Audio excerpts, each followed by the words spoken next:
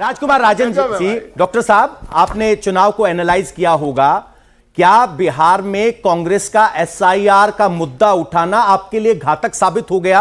क्योंकि आपके नेता तो रोजगार की बात करते रहे, चर्चा यहां एसआईआर की होती रही, तो पोल मुद्दा और चुनावी मुद्दा दोनों मिल नहीं पाए। क्या उसका नुकसान हुआ? आपका आंकलन क्या कहता है? और क्या उसमें एसआईआर की कोई भूमिका थी?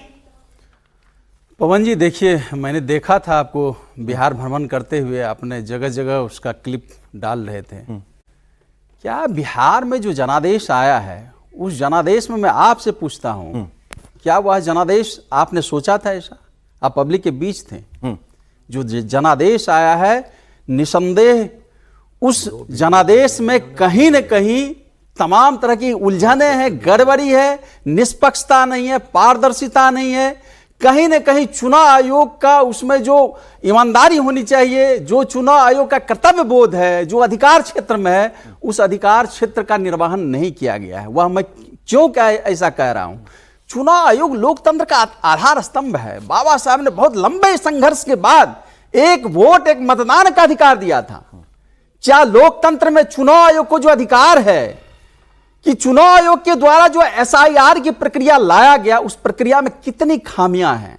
जरा सोचिए, जब बिहार में एसआईआर की प्रक्रिया प्रारंभ हुई थी, लगातार तमाम पार्टियां उनके पास जा रही थी और कहा गया कि इसमें सुधार कीजिए। नहीं सुधार के अंत में हमको सुप्रीम कोर्ट जाना पड़ा। सर, आप जरा सोचिए कि आधार कार्ड को अगर नहीं जोड़ा जाता, बूथ लेवल एजेंट पर आरजेडी की बाहर हो तरफ से जाते। कितनी शिकायत थी? आप तो 18 तारीख की शपथ ग्रहण दे रहे थे। क्या अब आप वापस उस मुद्दे पर जा रहे जो आपने 45 दिन पहले छोड़ दिया था चुनाव के? कोई नहीं। यही देखिए, एसआईआर की प्रक्रिया में यही तो मैं कह रहा हूं कि चुनाव आयोग के जो निष्पक्ष भाव होना चाहिए, भाव यह होना चाहिए, क्या आचार संहिता का उल्लंघन नहीं हुआ है बिहार चुनाव में?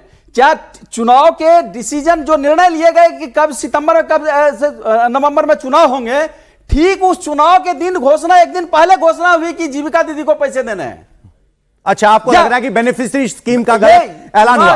ये रेवड़ी, देखिए, बिहार का चुनाव रेवड़ी बनाम मुद्दे का चुनाव हुआ। हम मुद्दे के साथ बिहार के जनता के बीच गए थे। हम चाहते थे रोजगार मिले, बेरोजगारी दूर हो, पलायन रुके।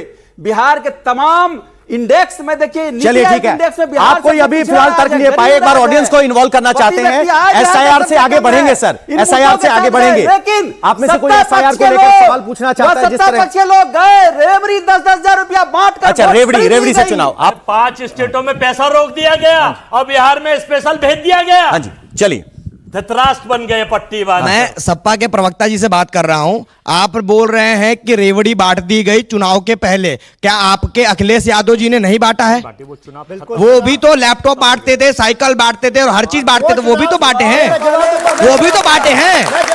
आप बोल रहे हैं कि ये बांट दिया। क्या महिलाओं को सशक्त करने के लिए, उनके अपने पैरों पे खड़ा होने के लिए अगर कुछ सरकार कदम उठा रही है तो उसमें भी आपको खामियां हैं? अगर सरकार कुछ ना करे, आपको उसमें भी खामियां हैं। तो आप चाहते क्या हैं? आपको हर तरीके से सरकार से खामियां हैं। बिल्कुल, जवाब लेंगे सर। इनका कहना है कि वेलफेयर स्कीम चुनाव से पहले सब पार्टियां रुझाने की कोशिश करती हैं, तो बैरोमीटर क्या हो कि जो रिश्वत कहलाए और जो कहलाए कि वेलफेयर स्कीम है? मैं जवाब देता हूं। आप कत्ल करें तो धारा 25 लगेगी और मैं कत्ल करूं तो 302 और 307 लगेंगे। ये कौन सा कानून है संविधान में? बताइए जरा, कैसे फर्क हुआ? आप कत्ल करें तो आप पे धारा 25 हथियार रखने की लगेगी और मैं कत्ल करूं तो मुझ पर 302 और 307 इसका चुनाव का एनालिसिस तो बताइए। कत्ल की तो सजा 302 और 307 ही होगी ना। पवन जी, आप करेंगे तो बदल जाएंगे। अरे सर, किसका कत्ल हो गया वो तो बताओ। चुनाव में क्या कत्ल हुआ वो बताओ। आप धारा 307 गिनाए जा रहे हो। 10,000 रुपया डाला गया। 5 स्टेटों में चुनाव आयोग ने रोक दिया। डाल के देखिए। और लेकिन बिहार के लिए खोल दिया। किन स्टेट में रोका?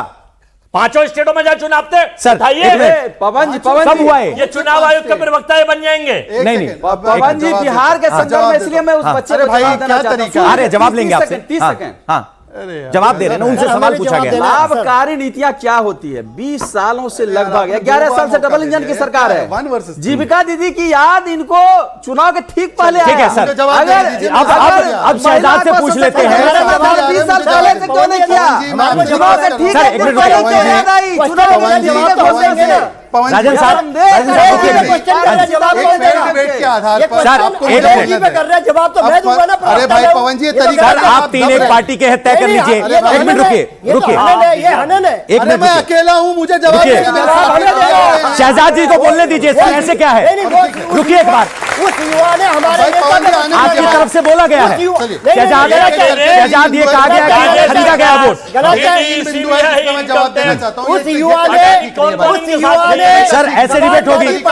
अजय जी, अजय जी, ऐसे बीच में डायलॉग मारने से डिबेट थोड़ी जीत जाएंगे आप। सर एक सेकंड रुकिए, सर रुकिए आप, रुकिए आप। समाजवादी पार्टी के अखिलेश यादव जी से प्रश्न पवन जी, पूछा ये तो जवाब तरीका कौन देगा? बिल्कुल ठीक नहीं। जवाब तो मैं दूंगा ना, बिल्कुल ठीक नहीं, ये अराजक पार्टी का। अगर आप तरीका। सुनोगे ही नहीं तो फिर क्या जवाब देने का फायदा? अब पवन जी, सुन तो लीजिए जी। सर।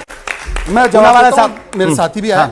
देखिए मैं 2-3 बिंदु है और प्लीज मैं रिक्वेस्ट कर रहा हूं कि इंटरप्ट करके एक दूसरे को सुन लीजिए वरना कोई फायदा नहीं है सर, किसी को कुछ समझ नहीं आ देखिए रहा। सबसे पहले इन्होंने अभी कहा कि वोट चोरी हुई है, वोट चोरी हुई है। मैं बार बार बता रहा हूं, अगर वोट चोरी मुद्दा है तो बीजेपी नहीं, कांग्रेस के नेता तारिक अनवर, शकील अहमद, मुमताज पटेल, अफाक आलम से लेकर इन्हीं के नेता बोल रहे कोई वोट चोरी नहीं, हमारे लोगों ने टिकट बेची। तो क्या वो भी बीजेपी के एजेंट है? पॉइंट 1। पॉइंट 2, वोट चोरी का आरोप कौन लगा रहा है?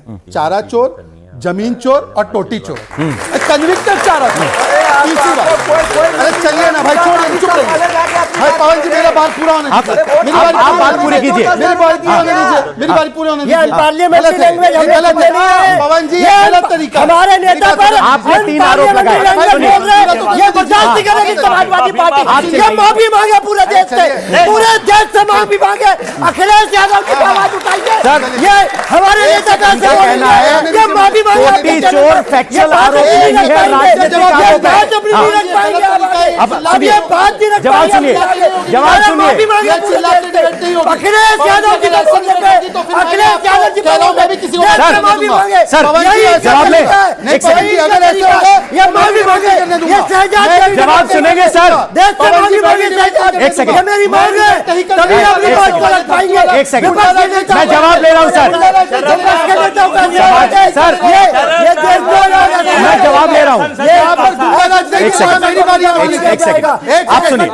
ऐसे ऐसे क्या होगा? एक मिनट, आप सुनना पड़ेगा, सुनना पड़ेगा, सुनना पड़ेगा सर।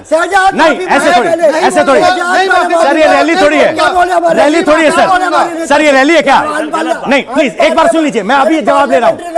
रुकिए रुकिए रुकिए आप जरा एक मिनट सर, सर मैं आपका सवाल पूछ रहा हूँ, एक मिनट चुप होना पड़ेगा आपको। सर एक सेकंड, एक सेकंड। उनकी आपत्ति ये है कि टोटी चोर राजनीतिक आरोप है। हाँ अब सुनिए, जवाब सुनिए आप। जवाब सुनने की हिम्मत रखना। हाँ ठीक है, मुझे कोई दिक्कत नहीं, आप उंगली मत दिखाइए बस। देश के प्रधानमंत्री को चौकीदार चोर है बिना प्रमाण के बोलेंगे, इलेक्शन कमीशन को वोट चोर बोलेंगे। मैंने तो नाम नहीं लिया, क्यों पेट में दर्द हो रहा है? मैंने एक बार अखिलेश का नाम लिया, तो बताओ एक बार। अब मेरी बात आखिरी समाप्त होने दीजिए पवन जी, आखिरी बात एक समाप्त होने दीजिए। अब जो आखिरी बात, क्योंकि मेरे बड़े भाई हमारे भाई सत्यप्रकाश मिश्रा भी आए, मुझे बात रखने दीजिए। देखिए ऐसा है, मैं खुद बिहार, मेरा सौभाग्य नहीं रहा कि मैं बिहार की महान भूमि में जन्मूं, पर मैंने बिहार की डिबेट से पहले बिहार पे शोध किया। मैंने देखा कि 2005 से इनके नेता नीतीश जी ने बच्चियों को स्कूल का यूनिफॉर्म, साइकिल पकड़ पकड़ के स्कूल में जाओ, फिर उनकी भर्ती, उनको जीविका दीदी से जोड़ा। पुलिस में सबसे ज्यादा भर्ती कहां है पता है? किस प्रदेश में? महिलाओं की भर्ती बिहार में है। 1/3 पुलिस फोर्स बिहार में है।